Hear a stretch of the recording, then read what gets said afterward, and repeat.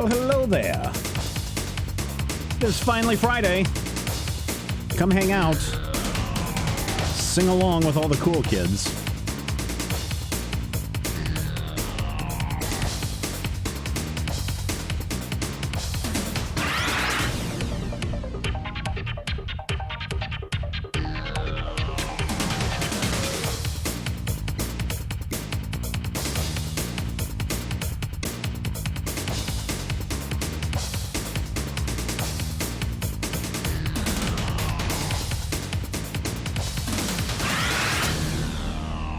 Finally Friday is being brought to you by VIP and Patreon members from around the world. You can show your support for everything that we do. Get access to a lot of cool things by becoming a patron at patreon.com/Major Spoilers.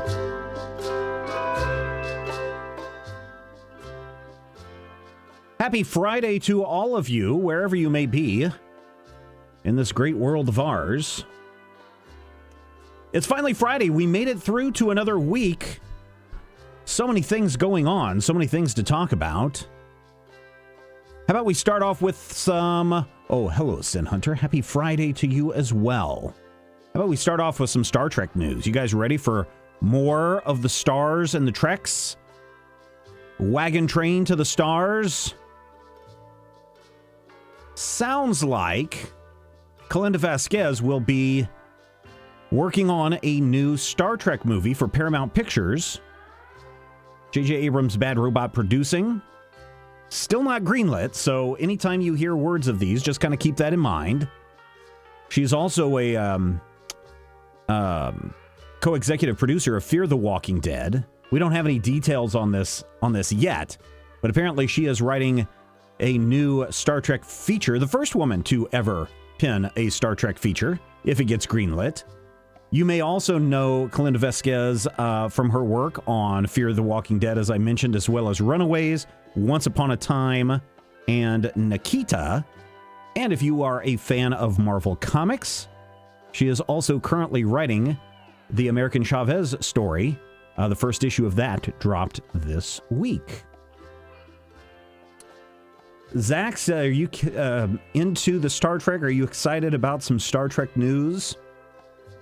Are you excited about a potential new Star Trek movie, which we don't know if this would include, you know, all of the most recent Star Trek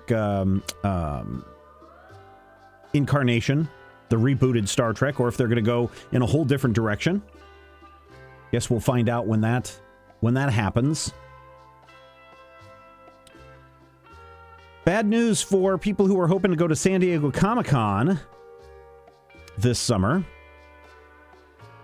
Because of ongoing COVID-19 concerns, the organizers have announced that instead of having an in-person convention in July, they will once again go to a virtual convention, July 23rd through the 25th. And then if all goes well this fall, perhaps, I think they're looking at November, actually, which is still, I think, technically fall. If all goes well, then they will hopefully look for an in-person event sometime in November of 2021. I think that's probably a good idea. I know a lot of people are like, oh, did San Diego Comic-Con pull the trigger a little bit too early now that President Biden has announced that he wants to make sure that there's enough vaccines to inoculate everyone by the end of May. I mean, that's all well and good, but I mean, there's no guarantee that everyone will be inoculated by May, so you're still putting all of your eggs in one basket, so to speak. I was concerned that I wouldn't be getting any kind of a vaccination until May at the earliest. Might be able to get a vaccination next week. More on that later on. Looks like they're going to try to do something special for university employees. And so I might be able to get a vaccination next week, providing that they don't run out, providing that there are no conflicts with the phone call that's supposed to come and all of those other things. So I think in this case, Comic-Con doing this is probably a smart idea. Now, Wizards, the people that put on the convention, you know, the Wizard World people, they have made some announcements. Let's see if I can find it. Wizard World Conventions. They put out a press release this week. Let me see if I can find it really quick, where they're really doubling down on their, here it is, it's on their Facebook page, the Wizard World Facebook page. And on this, they talk about how COVID really kind of screwed up, but they did screwed up their in-person events, but they did move to virtual events last year, and that worked out really well for them.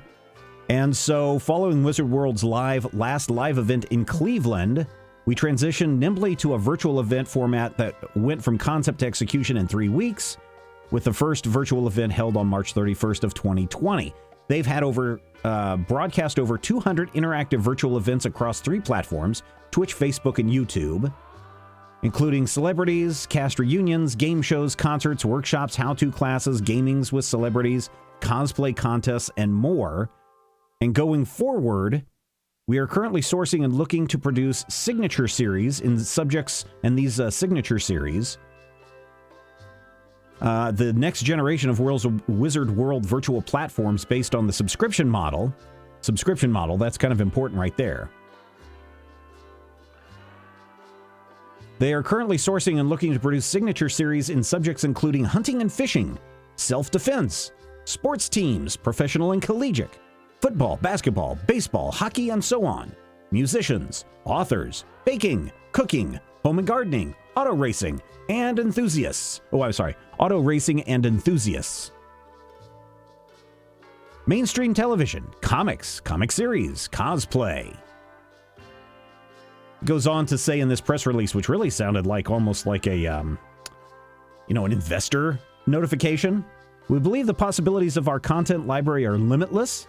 By partnering with these individuals with their shared goal of bringing more customers to their franchise, Wizard World Virtual is positioned to become the online destination. Oh man, PR talk in there. We are positioned to become the online destination for affinity groups to gain unique behind-the-scenes experiences. So it's going to, it used to be whenever in the 2000s when I was working, B2B became a big thing. B2B, business to business, business to consumer, B2C. I think this is going to be turned into something, what is this going to be like? Affinity groups. How about fans? Let's see. T2F. Yes, T2F. Topics to fans. Or concepts to fans. And a little workshop on there. So that's what Wizard World is doing. They are hoping to double down. And they really had they sent this email to me yesterday, but they have, like I said, posted it up on the Wizard World Facebook page. Not Wizards of the Coast, different group. More on Wizards of the Coast a little bit later.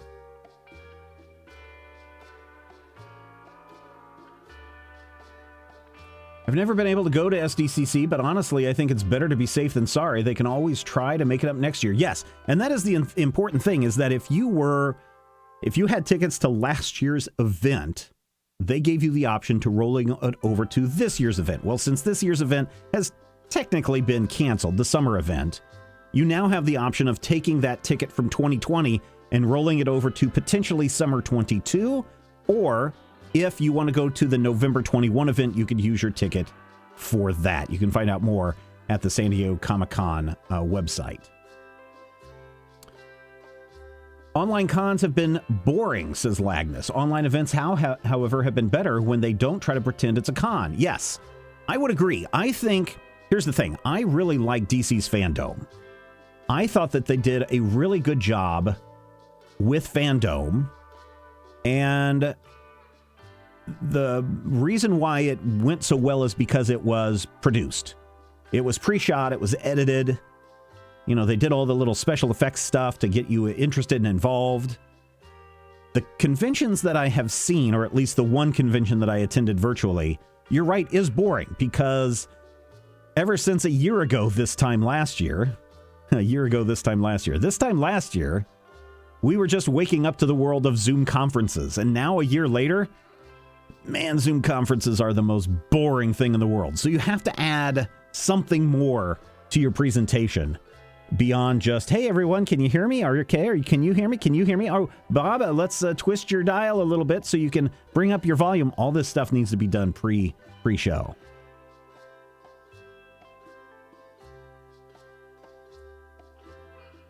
So, yeah. Let's see. What else do we have? Oh, here's some more sad news. I know. Now, here's the thing. The rate of infection here in our city has gone down quite a bit. And there's rumor that the mask mandate may go away in our area. Now, I'm still going to be wearing, my mask and my gaiter everywhere I go. But, in Texas, they have completely removed the mask mandate. 100% open everything. And I hear New York is getting ready to open up theaters again soon with limited capacity in many cases. Still not enough for the movie industry, though. The movie industry is still trying to react. We still have no word on when a Black Widow movie is going to open, but the Fast and the Furious 9, F9, push F9 on your keyboard, see what happens. F9 has been postponed for a third time.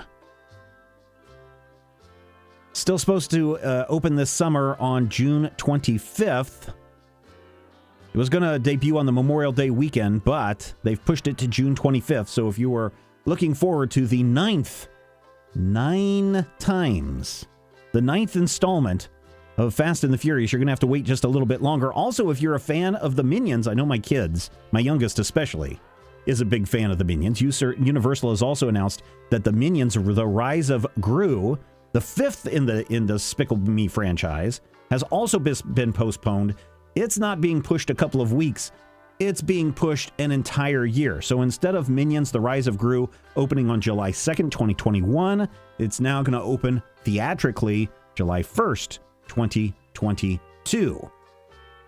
So we will see how this works out. I believe there was somebody from Warner Brothers this week that was talking about how, or maybe it was Universal, the shifting release dates and coinciding everything with a streaming release or narrowing that window to 45 days or less than 45 days from theater to streaming outlets is a moving target at this point. And I think over the next, honestly, I think the next 3 or 4 months is going to solidify a lot of things in studio executives' heads on whether they should push for shorter windows or go directly day and date release. This weekend, Raya and the Dragon opens up, and I think, and that's a premium price. So on top of your Disney Plus subscription, you still need to pay the price for Raya and the Dragon. I'm already going to buy it. I'm going to talk the kids and the wife into watching it with me on Saturday. And we'll see on Monday or Tuesday or maybe in a month how well that movie has done through its Digital First initiative.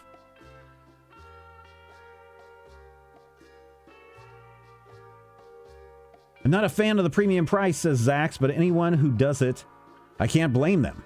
I mean, if you want to watch it, and there was actually a really good write-up on, now I forget, it may have been up on Variety, where they're like, here's an excellent reason why Disney has every right to charge extra for this movie. And I kind of agree with them on that. So there is some Hollywood talk for you, some news talks for you, some pop culture-y talks for you. Weather-wise, we are now out of the frigid minus degrees, -0 wind chill factors. A couple of weeks ago, it was like -30 here. It's definitely cold. Today, though, right now it's 65. It's really nice outside. But this morning, we had some rain come through last night, so it was a little overcast this morning. Just a little hint of fog. Not a whole lot, just a little hint of fog. And when I took the boys to school, it was like 40 degrees. And the oldest said to me, Dad, this is the perfect weather. And I had to agree with him. I love walking outside when it's just a little overcast, just a little chilly, a little fog, a little mist in the air. Makes you think of far off places, different things. And today during my walk, I had a trip down memory lane thinking about Clockwork Storybook. Now, if you guys don't know what Clockwork Storybook is, it's urban fantasy. And I'll be honest, when I was younger in high school, I would read fantasy books. I would read fiction books. I would read horror books. But I never read anything in urban fantasy. When I was in college, I continued to read some Stephen King and that other guy that writes a lot of the horror things. very much like Stephen King. He wrote Strangers and I forget what else.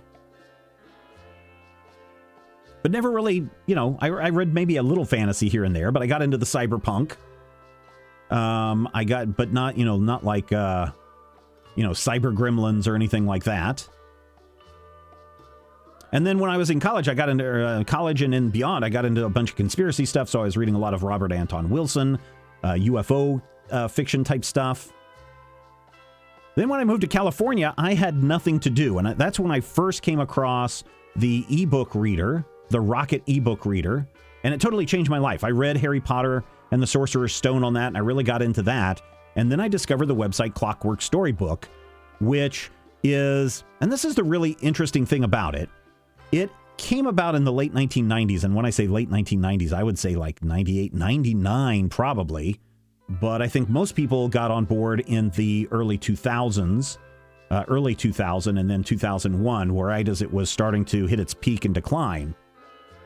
The Clockwork Storybook was a writers group out of Austin, Texas. You may know some of these names: Mark Finn, Chris Roberson, who Monkey Brain Productions and does a lot of the Dark Horse Hellboy stuff right now.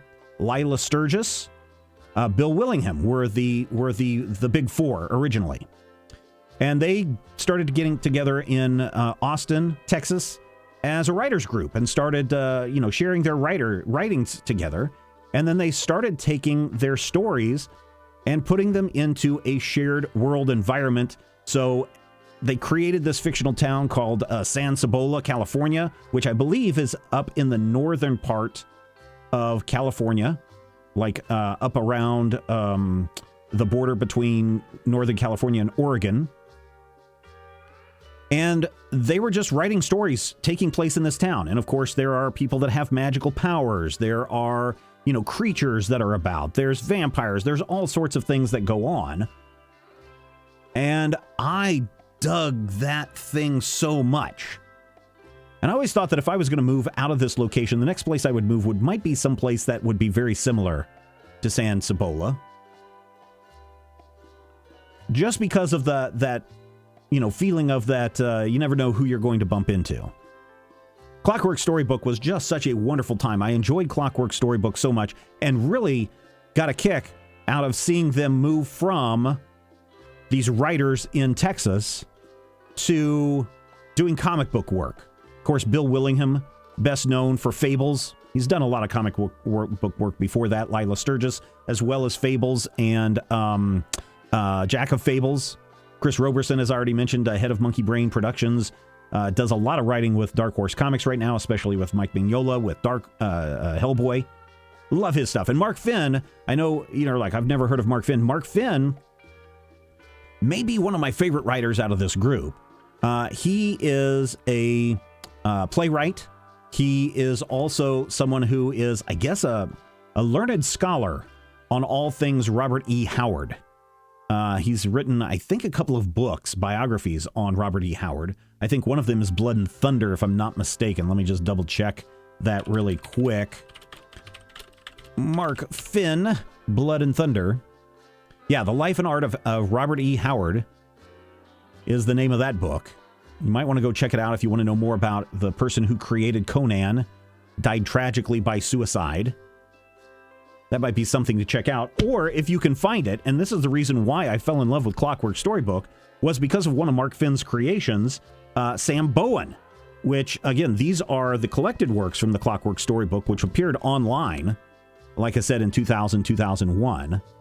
But this is a story kind of like, I would compare this guy probably the closest to kind of a Harry Dresden, but not.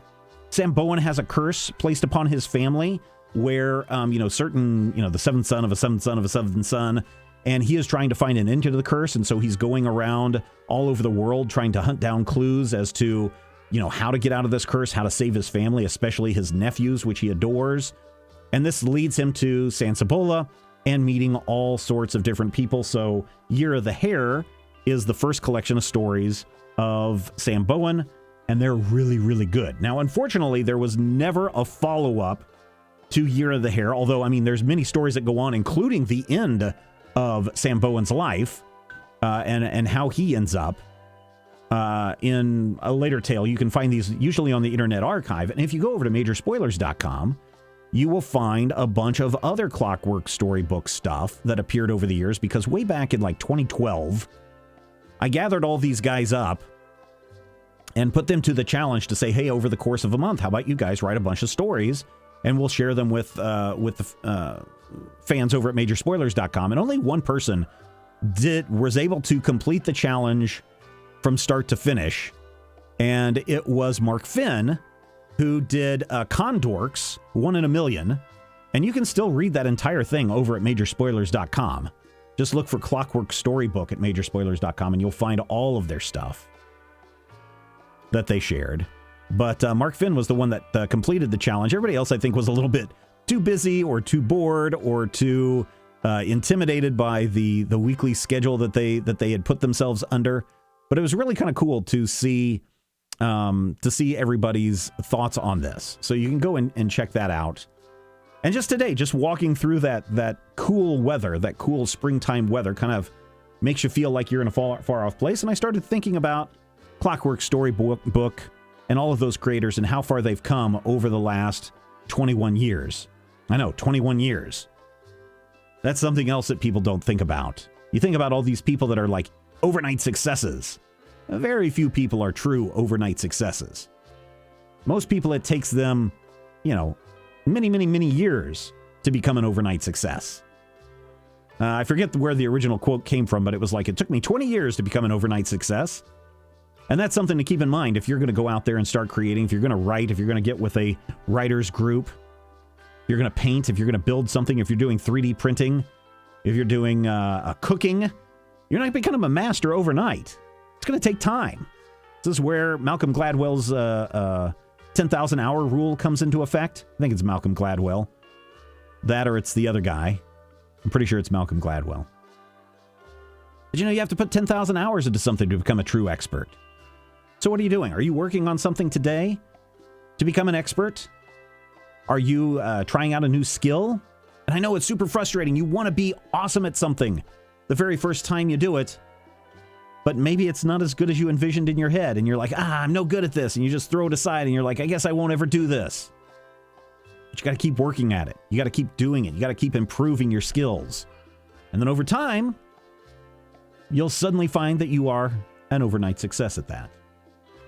So anytime I get into urban fantasy, and I'm a big fan of urban fantasy right now, anytime I get into urban fantasy, I always think about the Clockwork Storybook people and where they are at today. I've still never read any Harry Potter. It's okay. My wife absolutely loves reading conspiracy theory stuff. She finds some of the weirdest stuff. Well, if she hasn't read Robert Anton Wilson's stuff, which is really trippy comedy. I mean, it's supposed to be making fun of everything, but a lot of people point to like the Illuminatus trilogy as a great conspiracy book because it contains all of the conspiracies. And it's written by two people, Robert Shea and Robert Anton Wilson, where they were basically just passing it back and forth. After they'd finish a couple of pages, they'd pass it off to the next person, and they would just pick right up and write. So there's a very stream of consciousness feel to this book. It's in 3 parts, but you can find it still in a paperback edition. It's about 800 pages long. I've read this entire book while flying from East Coast to West Coast back in the late 90s and early 2000s. Always would carry this book around with me when I would fly on a plane because, it's a fascinating read. There are a couple of shorter books. Another one that I think is much better that kind of condenses all the stuff that people want about conspiracy theories and especially about the Illuminati is Masks of the Illuminati, which kind of follows somebody's initiation through the Illuminati, through the Masons and everything. That's kind of a fun read. I don't remember if I've read all of Schrodinger's Cat, though. So there you go. There's a couple of books right there for you if you're into the conspiracy theories. Fables is a blind spot of mine, says Bluey. I need to read the comic book, but they are so long. Read them in chunks. Pick up the first volume and see if that does anything for you. I think it gets really great by the time you hit volume 3. So that would be the third story arc. So just pick up that first volume and see if it does anything. Grad school burnt me out from reading for a while. I was kind of that way as well. I was reading a lot more technical stuff, a lot more technical books from about 95 to about 2000. You know, how-to books, theory books, those kinds of things. So it's nice to get back into a lot of this stuff. Yes, Bill Willingham is a great artist. Did a lot of the early Dungeons & Dragons art, for sure. Unfortunately, my Fiend Folio got soaked the last time we had a flood in the house, and I had to get rid of it because I just couldn't get the smell of mildew out of it.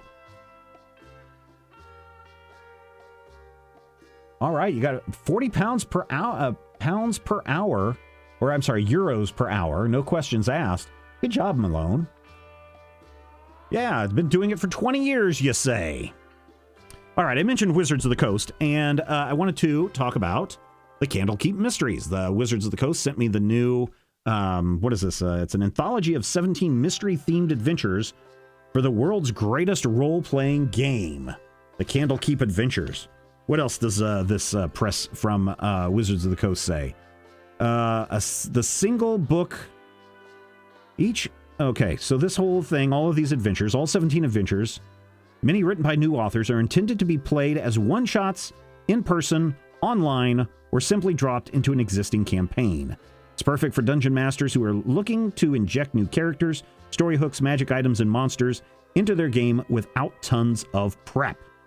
So for those of you who are our Patreon members, patreon.com/majorspoilers, one of your perks, depending on the level that you're at, I think it's silver level and higher, you have access to the GM Roundtable, where we sit around and we talk about how can you make your game more interesting? How can you go out and do these things? What are things that you can deal with? And most recently, we were talking about resources and where do you borrow things from? Heck, if you can take some of these adventures from the Candlekeep Mysteries and drop it into your campaign, sounds like a good deal. They also have a bunch of new monsters in here. I don't know if they have new spells in here, but you know, they have all sorts of stuff in this book that you might want to check out. Now, this book is available. When's the available date? I want to say March 16th. So in 2 weeks, you can get this book that has all these little campaigns and one-shots in it for $49.95 or $69.95 in Canada. I'm not trying to make this a commercial, but I do want to point out that they did send this to me, and I do want to make you aware of it. If you can afford a few more bucks, I highly recommend that you check out the variant cover collection that's going on with all these 5e books. These things are gorgeous. Same content on the inside. It's just the cover is different. Okay? Look at that. Look at that gold that just reflects on the back. You got a beholder on there. Really neat. But really, literally, it is the same content on the inside. So I'm very pleased that Wizards of the Coast sends multiple copies of these. I love these. These are still really good. I mean, the cover art is really still cool in these. But I think because my bookshelf is starting to get very full with all the Dungeons & Dragons 5th edition stuff, and because I have 2 copies of everything, I might, in the near future, give away a whole bunch of this stuff, starting with, like, the Trinity, the Player's Guide, the Monster Manual, and the Game Master's Guide, and then book things together and give them away little by little. Giving away these copies, not the nice I shouldn't say the nice copies, the variant covers, which I prefer. The variant cover is, well, this one says $49.95, but I think that there's maybe a little bit of an extra charge on that to get the variant. Yeah, I might be doing that in the near future. What do you guys think? Let's see. Oh, wow, the variant covers look amazing. While I like 4E, many people didn't. I know a lot of people who dislike 4E, but listening to Critical Hit has shown me that you just need a good DM. Yes! And that's why you're all invited to the GM Roundtable. The next one happens at the end of March, the last Wednesday in March. This month's topic is going to be GM for hire. How do you go about finding a GM for your, maybe you're a bunch of players and nobody wants to GM and nobody knows how to GM. Maybe you need to hire a game master to come in and run some games for you. Or maybe you just, don't don't want to just learn. Maybe you just want to hire somebody. So we're going to talk about where do you find them, and if you are a GM, what do you need to know to lease out your services as a GM for hire? That's coming up at the end of March, last Wednesday in March, for our patrons at patreon.com/major spoilers. So you definitely want to come and check that out and hang out with a bunch of other cool people. I think that's where we've got the end of our show this week. Thank you so much, everybody, for hanging out. I hope you were entertained for the last little bit. Some good conversation going on there. If you're over on our YouTube channel watching this on the replay, I really encourage you to come and join us every Friday, most Fridays, but nearly every Friday in 2021. Friday afternoons, 4 o'clock p.m. Central Time, right here on our Twitch channel, twitch.tv/Major Spoilers. You guys have a great week. We will be together again the next time that it's finally Friday. And I'm going to leave you with a long list of some of our patrons. Thank you, everybody. You're the ones that make this show possible. You are the ones that make Majorspoilers.com possible. You're the ones that make all of the podcasts possible over in Major Spoilers Plus. That is our podcast network. Find it more on the Apple iTunes or wherever you get your podcasts. Take care, everyone. We will see you again very soon.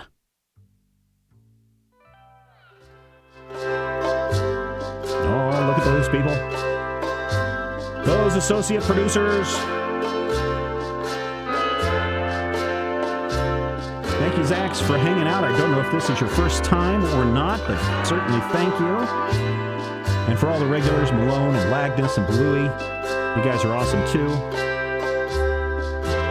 Hope you were entertained. I've got to figure out what we're going to do for dinner tonight.